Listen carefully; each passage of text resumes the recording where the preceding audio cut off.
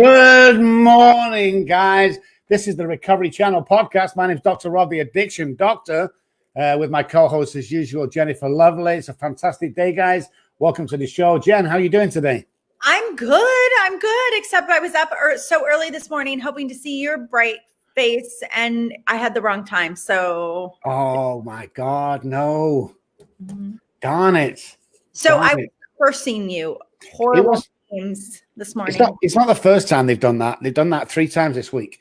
I keep saying, check the times, check the local time. Okay, we checked it. It's 7 a.m. Okay, thank you. Oh, sorry, it's 9 a.m. What? Crazy. Let's fire the backroom staff. All right, let's do that. Yeah, and then just me and you will run this show. I might get Paris on as well so she can help us run it. That would be awesome. Hey, guys, let me tell you something. Recover Me Coaching is taking off. So if you want to place, especially in Jennifer's workshop, I'm telling you, listen, let me tell you something, guys. I'm going to be honest for a second, real honest to the bone. And I've said this before. I've worked with psychologists. I've worked with MDs. I've worked with psychiatrists. I've worked with counselors. I've seen them all perform. And I'm telling you now, Jennifer Lovely is the best person I've ever worked in. Talking about education, talk of the diseases and everything that we go through, relationships, and talking about bringing you around and getting the best out of you. She really is the best. So this workshop that I say we're doing, because it's off recovermecoaching.com website, but it's really Jennifer. And it's also a lot of writing as well. So, you know, for $100, are you kidding me? Jeez, I mean, that's just unbelievable. So, guys, I know you're listening. Jump on the website or jump on our Facebook and follow us. And you won't regret it, guys. It's going to be a fantastic. I know. I'm excited. You're the best, Jen. You know that? You're the best. Okay, we have Paris on the show. We love Paris. I love Paris anyway. I love her already. I didn't even know her. I know. She's so bubbly. She's so awesome. I have like a professional crush on her. She's very, very professional. Great podcast. We met just on the hot. She's just such an amazing person that they're one of them people you just want to be near. Yes. You know, just kind of want to know. She's awesome what she does. So stay around, guys, for like, I don't know, give me 15 seconds and we'll be back.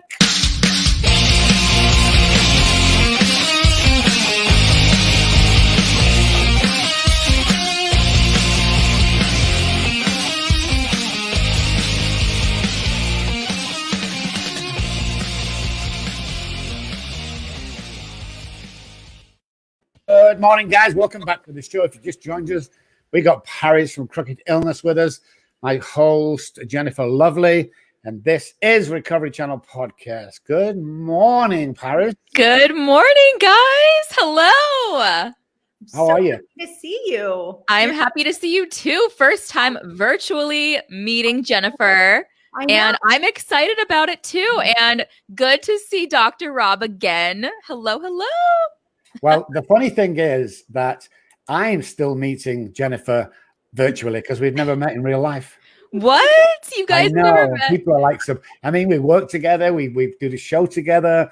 It's like we're chatting every single day, you know, and it's just like, you've never met? And like, no, we've never met. So when we probably meet, we'll probably argue for the first time and never speak to each other. But the best part, I feel like it's actually my biggest accomplishment because I literally enrolled this man into like coming into business with me, and we have never met personally. I'm like, no, we have to do this. And he tried to like get rid of me sometime. And then I was like, no, we should be. You got him. When did I do that? You guys are so cute. I love it. I want to say, when did I do that? But knowing me, I probably did it on a couple of occasions. But it's awesome. Absolutely awesome. Aww. So it's so nice to meet you, Paris. And I'm so excited that you're in Arizona. Like, maybe I'll have a friend there. Yes. When I heard you were coming to Sedona, I was like, yes, she's coming out here because it's gorgeous. You will love it. Yes. You'll have the best time. And we'll actually be able to meet in person, which is kind of rare. Like we don't really see many face-to-face in-person stuff anymore. So I know. So it's special. But I'm really curious. I have 2 questions. Okay. Tell me about Crooked Illness and tell me what the meaning behind it is. Okay, so Crooked Illness is the podcast that I launched at the beginning of this year, and I decided to launch it to bring more conversations to the table related to mental health and mindset. Because I was always, before I did this, I would have conversations with a lot of people, and I was like, you know what, why don't I just put it out there and actually do the episodes? And I started to really fall in love with the process of getting to connect with people like Dr. Robb, who I had on my podcast, talking about his story, sharing his experiences. And what I really like to do is highlight key points that people, found or learned about in the process. Like, what did you take away from the lowest moments that you were in? What did you gain? What kind of clarity did you get from that? And the meaning of Crooked Illness, I actually just decided to do an episode on this because I got this question so much. Like, people were like, what does it mean? Where did you come up with that? And it's actually the name of the book that I'm working on, Crooked Illness, because it stems from two perspectives. So 2 different perspectives that I have. So the first one is I gained when I was 19. So when I was 19, I was hospitalized with bipolar disorder, struggling really badly from inside the walls of that hospital. So that was one perspective of seeing things from a patient view, seeing what that looks like. And then when I was 23, I graduated from school and got my first job out of college, actually working at the same clinic that I was a patient at. And I would go and I would have appointments at. So I got to see things from, I guess I call it the employee viewpoint. So kind of 2 different angles. And what I realized from seeing things from those 2 angles, and I call it crooked, like to me, crooked means just bent or not working right. So I talk about it in the sense of stigma. So stigma that you see from both sides. So stigma that you see from the patient viewpoint when from your own self that you attach to your own mental illness, and then seeing it from the perspective of someone working and trying to help these people, serve these people, and kind of seeing it there as well. So, and just different things that don't work on both sides that I've noticed. So I put that name out there and I started working on my book, writing that. And then I did the podcast and I'm like, this is my mental health and mindset and kind of that whole thing. So yeah, so that's really where that comes from. Yeah. That's really, so tell me, you talked about being in the hospital and working at the same place now. Talk to me about the lowest part of your life, the lowest time of your life. Yeah, so I think it was right before I went into the hospital because I was 19. And the thing is that nobody believed that anything was wrong with me, because I feel like, when you look on the outside, you look good, you look fine. You're working, you're going to school, you have friends, you're doing all this stuff. You don't seem like anything's like unusual is going on with you. There doesn't seem anything off. And I remember, basically felt like I was, going to my therapist, going to my, my doctor. And I would hear the same thing every time. Like, I don't think nothing's really going on. And I'm like, I'm literally sitting there like, this isn't normal to be working 2 jobs, have endless amount of energy, just be going out all night, doing all, like, that's not something. And I felt like I was like, it was such a weird place, because trying to describe it to you now is like, I don't know why it's hard to do that. Cause it's like, I forget bits and pieces, but it almost felt like I wasn't here in reality with everyone else. Like I was just like slowly losing connection with, and I was just kind of in my own bubble, and I just didn't like it. I was trying so hard to figure out like why, like how could you lose control of yourself? Like, how can you just not like, I'm like, how is that a thing? Like, how can that happen to somebody? But because I remember when I was younger, I never really knew what bipolar was. I learned about it because my mom's sister is bipolar. And I remember all the negative connotations with like, okay, like you're crazy, unstable, you can't trust this person, can't be around them. Like, and I would hear all of that. So that's all I thought that meant. So I remember, thinking, because I was actually misdiagnosed as well with depression at 16.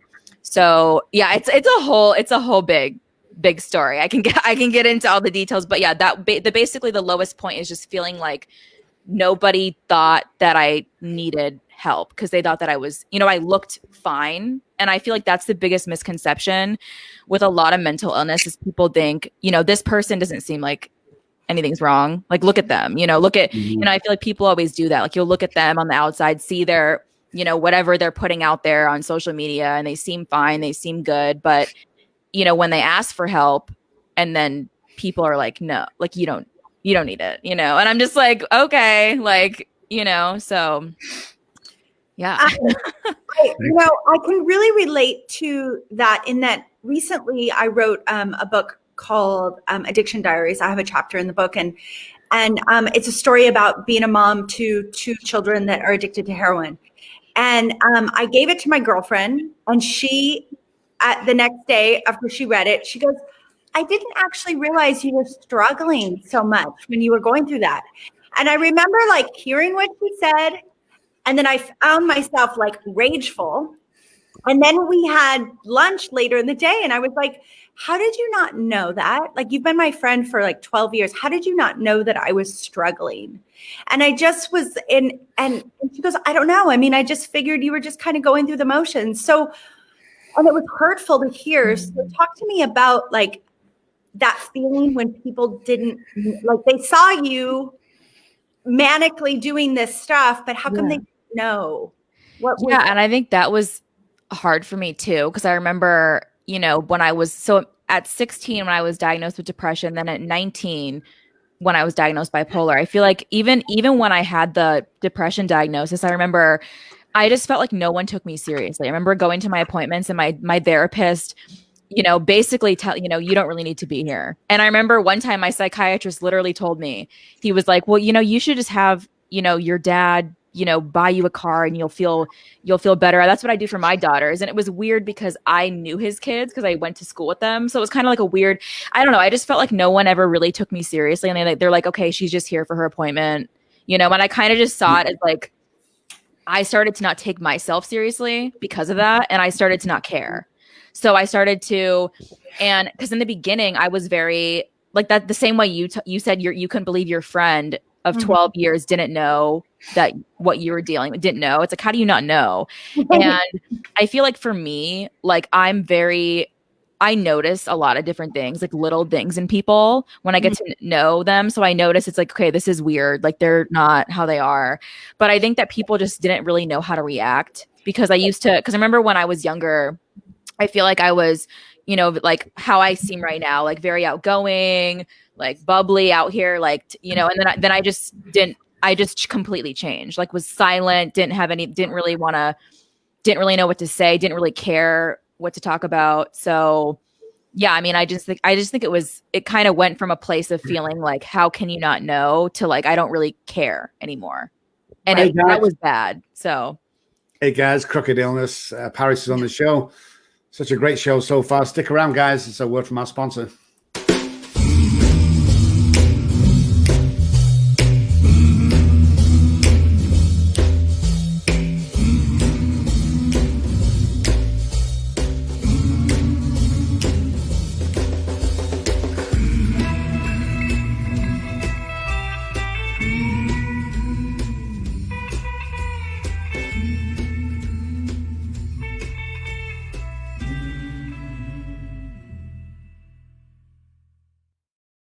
Hey guys, welcome back to the show. This is Recovery Channel Podcast. My name is Dr. Robb, the Addiction Doctor, along with Jennifer Lovely. Our guest today is Paris from Crooked Illness. Welcome back, guys. So we were just talking about certain things. I'm sorry you missed it if you just joined us, but I've asked about the worst time in your life. I want to flip to the best, one of the best things in your life today. What makes you tick today and make you get up every morning and want to attack the world? Yeah, so I think it's honestly these kind of conversations, like being able to have these conversations, because I feel like in the past I was so afraid, and I'm never gonna tell anybody like about that time in my life. I literally was so afraid of anyone finding out that I was in a hospital, that I was, you know, diagnosed bipolar, that I was on medication, because I really created this like box for myself. If I have to stay here and I can't leave, like I can't get out of that. And I feel like the second that I started to work on myself and actually do personal development, start reading books, start talking to people, having these conversations, and really realizing that, you know, there is so much power in vulnerability, and being able to realize that maybe something you're saying can potentially help somebody so much. Because I know when I was in my position, if I heard, somebody saying the things that I'm saying, that would have potentially changed the direction I was on in my life at the time. So I know that's really the happiest that I am right now, is just being able to do this and, have these conversations, hear people's stories. That's really what I love, is hearing those stories. Like when I heard yours, Dr. Robb, when you came on and talked to me, and every time I'm done with the conversation, I always take so much away. And I'm just like, it lights me up like nothing else, being able to see that in somebody and just do that and really know that you don't have to, because I feel like the biggest aspect of it is like the mindset piece. Is I literally created this mindset for myself that I couldn't, and my biggest passion is mental health and mindset and doing that. And I was like, no, like you can't, I'm like, you can't do that. You can't go there. You can't. So being able to do that and have people tell me their stories and the moments that in their life where they've learned the biggest lessons, that's really what I love more than anything. So yeah. And so this is going to be kind of a funny analogy. And if it's offensive, it's not meant to be offensive. So I'm going to put that in there. Wait for it, Dr. Robb, wait for it. So what I'm imagining telling somebody, a lover or somebody that you're going to be dating with, I have bipolar disorder, would be like almost like, going on, getting ready to have sex with somebody and them saying like, hey, I've got herpes or an STD or something, right? And so I'm imagining, because of the stigma, because people are not fully educated on it, must be scary. So talk to me about what that's like for you. Okay, yeah, that's actually a really good analogy. That's not that you're like, don't want to tell. That's actually good. That's good. Because I agree with you, because I know for me, for the longest time, like I would never want to, like anyone I'm dating, like would not want to talk about it. And my boyfriend, who I've been with for two years now, like I remember I remember telling my best friend, and I was with her when I met him, and I didn't want to meet anyone. And she's always like the type to like run up to people and be like, this is my friend, like my hot best. And I'm like, shut up. Like, I'm here with you. Like, I don't want to do this. Like, and I remember like telling her, I was like, I don't know, like if I want to say this. And I remember I like said it and told him the whole story. And I was like, and I'm sitting there crying, and like, he's like, that's not going to change anything, and I didn't even know him that well. And I feel like that's such a common thing that people deal with. Like when you're like dating somebody or whatever, you don't want them to look at you like in a certain way and like change how they feel about you because you say that. Mm-hmm. And I feel like for me, like the biggest thing was always like, what if I say this and this person is like, I don't want to be with you, because like, I don't want to have like a family one day with you and have our child like potentially have some kind of mental illness. And I know that was always and that came from my own fear. That was my thing that I turned into like, what if, and I feel like we always do that. We have something we're afraid of and we turn it into this big thing where like everybody is going to hold this against us. And I feel like, and I feel like the relationship wouldn't work anyway if you can't be honest, because I feel like at some point, like when you're that's like trying to hide who you really are. I don't know. Like it's a big part of your life or whatever, but I feel like it makes it like it's not authentic and you're not really being you, and you're trying like to like walk around it. And I mean that there's really no point, 'cause I feel like now in 2020 people are more accepting of things like that than they were before. For me at least, because I know I'm only 25, but I feel like I'm like 70, I feel like that. So it's like mentally, like that's how I feel. So I feel like reflecting like 10 years ago, I definitely 100%, I was like, I would never tell anyone that. Like, no way. That's part of the addictive brain. That's part of the self care kind of side of the brain where, you hide stuff. And if they only knew who you really were, it's part of that not feeling good enough, not feeling fitting in. You want everyone to like you, people please. So I never used to in the past tell anybody. And sometimes when they did, that I stopped getting the phone calls, and that's just the way it was. So I decided to come out real strong and out there loud and proud so everyone knows today. But I think me doing that was still some sort of self-protection for myself. Is that I'm going to tell them before they get back on me. I'm going to tell the world and just get it out of the way. I remember going to London once. I was working in London and I'd not been sober for long, and I was struggling. And I called back in the day. There was no cell phones, so I called from the house AA, and I said, "Hey, I'm desperate. I want to drink, And I've never told anybody I'm an alcoholic. I said, I don't know what to do. And he asked where were, and he said, okay, I've got directions. Go here, here, here, here. And I got in the car, and I got this big, what we call A to Z map, and I'm trying to get round, and I'm passing like liquor store after liquor store, and I couldn't wait to get there. And all of a sudden, I pulled in to this church in the car park, and because I'd been to AA before, and I looked through the window, and there was the meeting. All these people gathered round, and I thought it was a women's meeting because it was like all women's gathered around the table, just like we do in the UK. And I burst in. I remember thinking on the way in, I'm going to tell him. I'm going to tell him I'm an alcoholic. I'm going to get it out there and just tell him. And I burst in the door, and I walked to the table, and I was so nervous, and I sat down, and it was quiet, and I just said, my name's Robb, I'm an alcoholic. And the relief for a couple of seconds was, whew. Then this lady turned around to me and says, well, that's very good, and thank you for telling us, but this is the knitting circle. The meeting, true story, is at the back of the church. And ever since then, I've just blurted out.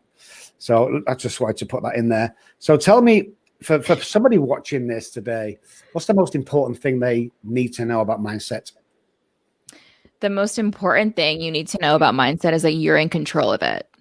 You're in control of your own mindset. Because I know for the longest time, it's easy to feel like you aren't, like, given certain circumstances, but at the end of the day, you can control, and you can really place yourself where you want to be if you're willing to take the time to do the work and, put yourself first and take care of yourself. Because I know that's one of the biggest things too, is before I started doing all this, I thought a certain way, and the way that I thought was so negative and so grim, and like I had this I'm like, who wants to live like that? Like, do I really want to continue to wake up every day and think that, all these things about myself, and, I can't do this and I can't do that. And it's like, who wants to stay like that? So I was like, I'm going to try to get out of this, I'm going to try to do whatever it is. And I feel like the first step is knowing that you need to work on you.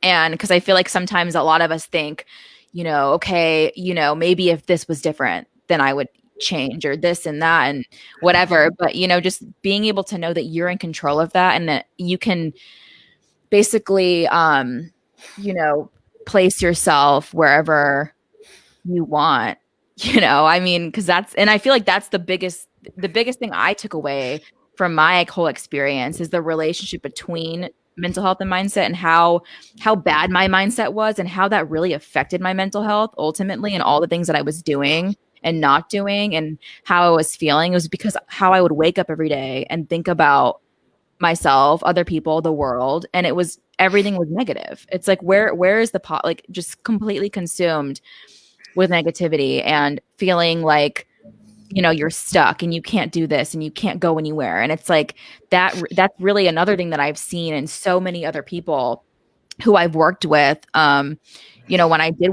go back to that clinic, is that like same kind of a mindset. And it was like almost repeating. And I'm like, if this could be fixed, if this could be like turned around, then so much could happen for you and for your life and your quality of life and the way that you feel, if you could change that. And you can. And that's the biggest thing, is that you can do that. And I feel like it's almost sometimes we put ourselves in this position of where you can't, and just knowing that you can that's a big thing. So it's a big thing.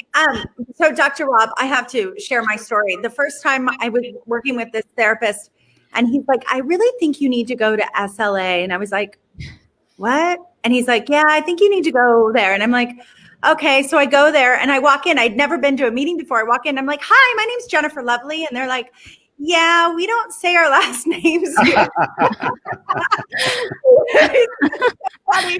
But I wanted to say, well, my question for you, Paris, is I really believe that inside of our suffering is a part of us that there's something that wants to be expressed, something deeply that wants to come, that's lurking underneath the surface. So what is the thing that needed to be expressed in you? I think it was just that you know, like I have a place here, because I felt for the longest time that I don't. And I started to allow, because I started not to care, right? Because of everything. I'm like, no one thinks anything's wrong with me.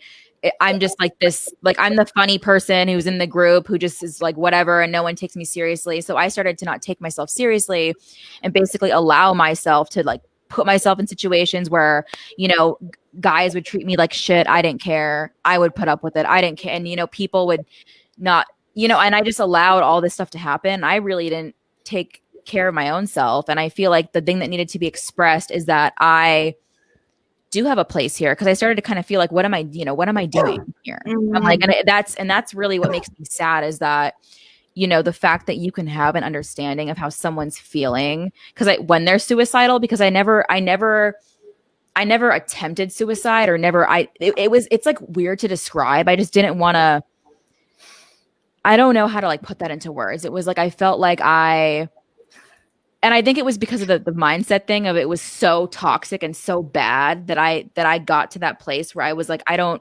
know like what my point is to be here, because no one takes me seriously. And I started to feel like it was a reflection of me. Like I was not taking myself seriously. And and then because of that, I was starting to see everybody else, they're the same way. I'm like, if I don't think this, then everyone thinks that. And that's not true. And that comes from, all the stuff, all the built up things of not wanting to talk about anything, not wanting to, really be myself, not wanting to do that. And I feel like the biggest piece is that people, should take away is that you do have a place here, even if you don't know what it is right now. There's something, and there always will be something.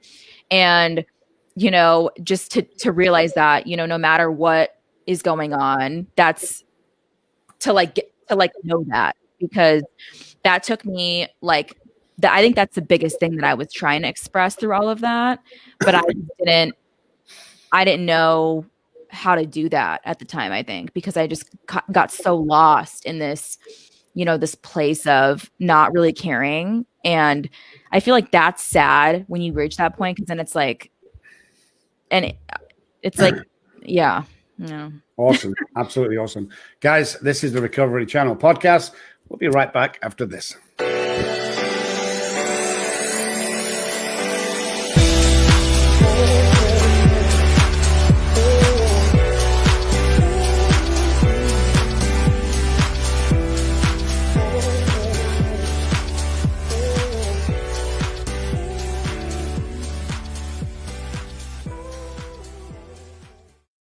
Hey guys, welcome back to the show. My name is Dr. Robb, the Addiction Doctor, along with Jennifer Lovely, my co-host. And we have Paris from Crooked Illness. Got a good question for you now. It's just come in on the messenger from Jane, and she lives in Leeds, which is in the UK. It's north of Manchester.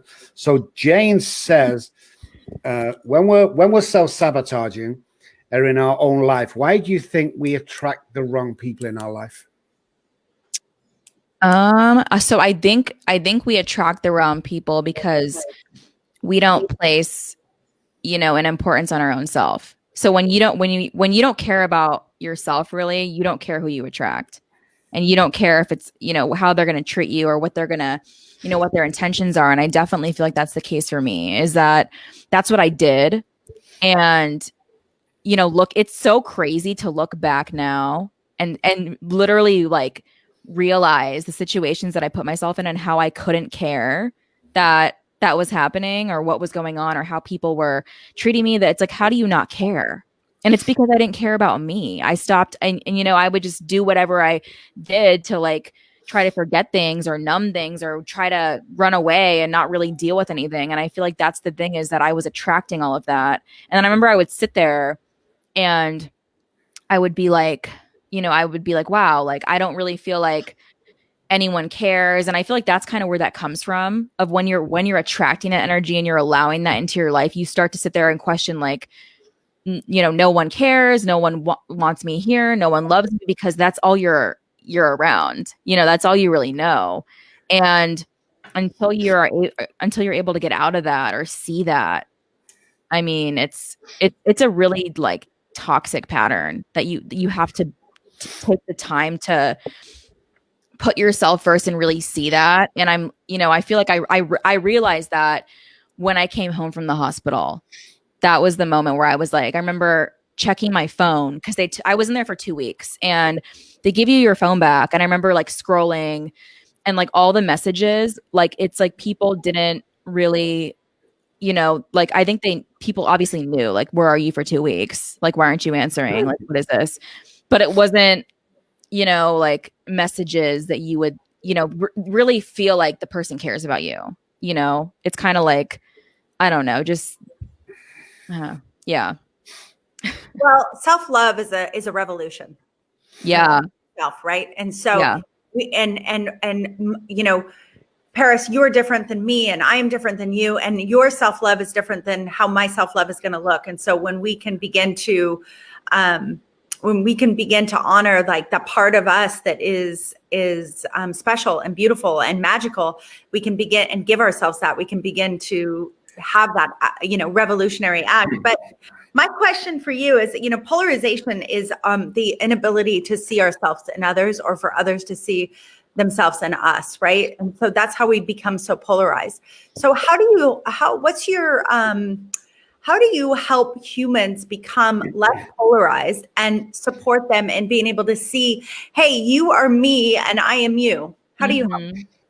Yeah, so that's something that is really important to me, and trying to express that and have people understand that. Because I know, obviously, everyone can come from a different place, right? And have different like emotions, different reactions, different feelings to things. But I always want to convey, like your feeling isn't always going to be the same as his or hers or this person's, but just to be able to understand that person. And like, I always try to think like when I hear someone say something, I'm like, what's making them say that? Why would they say that? And like think, and you could sit there and say like, okay, put yourself in that person's shoes, but try to reflect on, what experiences has this person had in their life to make them come to the conclusion that what they're saying is like true. And it's like, I used to, when I was younger, I used to like just try to argue, like argue, and I would want to fight and like, no, like, but now it's like, I don't see the point in that unless it's like unless it's hurting that person, unless they're literally talking about something that is hurting them or like other people that they care, like physically impacting them, and I just, I mean, is that what the question? Okay. Because I'm like, I want to answer it. I'm like, not trying to No, it's good. Absolutely. Message from John in Dallas, Texas. What makes you laugh today? I feel like I always like to be around funny people, and like have like what makes me laugh is just when people like, I don't know, like when you're just you and you don't care, and like you're doing, like I see your personality and I see parts of you that bring joy to your day and bring joy to like you're showing me things that are special to you and important to you, and just I don't know, to have like a genuine connection with someone where like you can really just be yourself and say whatever you want, and like they're not going to think you're like crazy or whatever, like okay, like I don't know, just having that like bond with somebody. And I feel like I laugh a lot anyway, so like, and I feel like it's a good thing. Like who would want to walk around all day long and it's like no smile, like, because I feel like that brings you happiness into your day, even if you're not having a good day. Even if you're like in the grocery store and like someone like checking you out says something and you're like, oh, ha, ha. And then you're like, my day sucks, but that was funny. Like in that moment, it's like I feel like people need that. Like you need to have that happening. Cause it's like, I don't know. Yeah. Life is too hard to not laugh. I know. Talk to me about resiliency is such a huge thing in mindset. Mm-hmm. So how do you support people to have resilience? Because it is actually a muscle that we have to flex. Yeah, yes. I remember I got that question. And it was funny because I remember when I was going back to work at the same clinic, they asked me that in like the job interview. And I wanted so bad to talk about, oh, I used to be a patient, but I was afraid. I'm like, I can't do that. I can't do that. But I really, really wanted to do that. And I feel like resiliency now looking back is not being afraid of bringing out the lowest moments you went through and like expressing that to somebody else and letting them know what you learned from that, what you gained from that, and what that moment in your life taught you and how you're using that going forward, and actually being able to continue on the path of growth or whatever you want to call it that is helping you stay there and really stay in that moment. So I think it's not having a fear of putting that out there anymore. Cause I feel like I used to I'm like, I can't say that.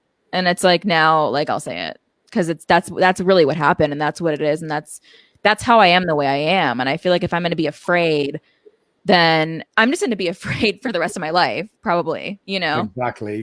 You can't go walking through life with all that fear. I find fear is not real. You just walk through it because by the time you get to the occasion, fear doesn't exist. So all that time is wasted. And I'm the worst at it, by the way. So a couple of things. First of all, the herpes thing actually happened to me. Literally happened to me.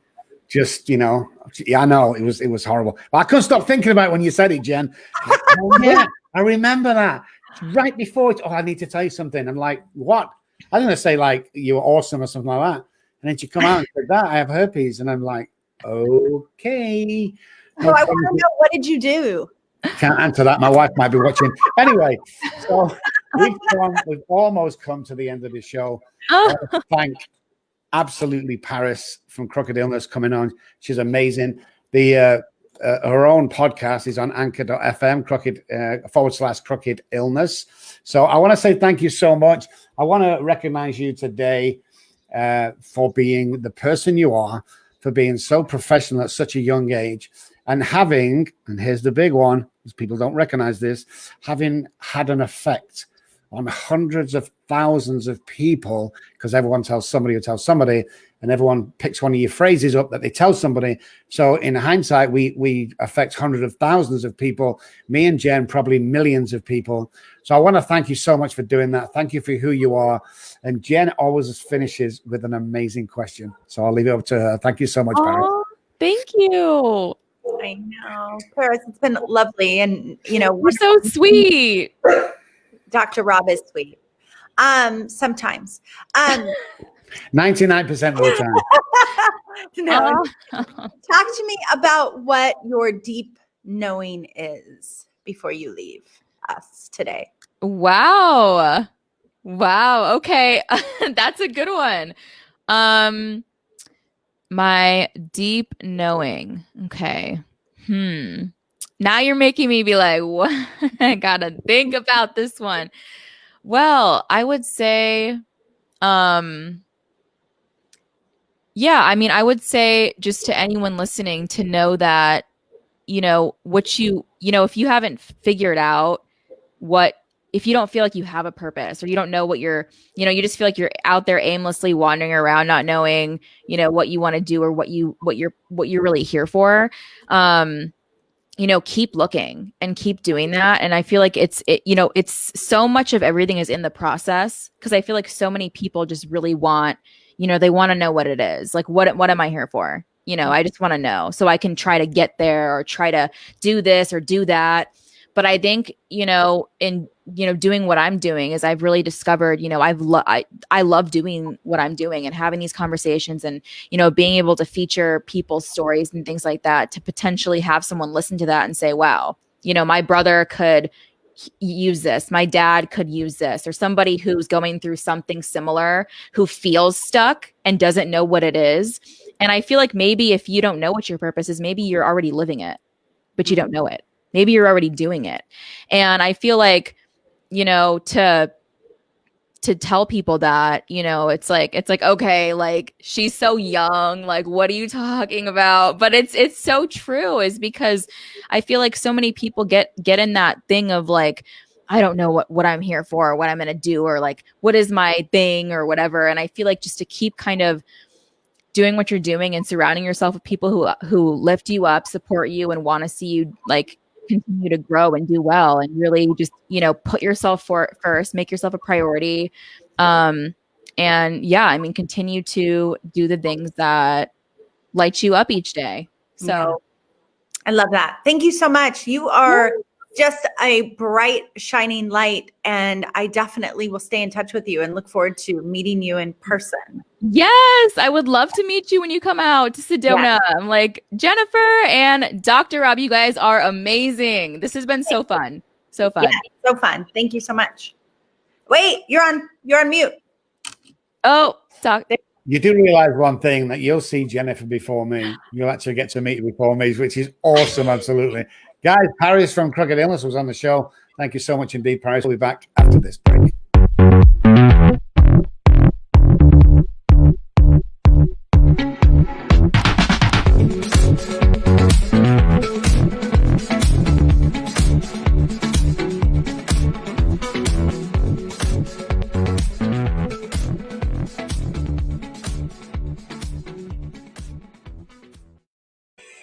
Hey guys, welcome back. This is Recovery Channel podcast with myself, Dr. Robb Kelly, the addiction doctor, and Jennifer Lovely. Just had Paris on the show.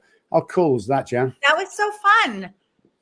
She's so bubbly and just so full of life. Yeah, she really is. She's got a lot of joy in her. I enjoyed that. Yeah, it was very good.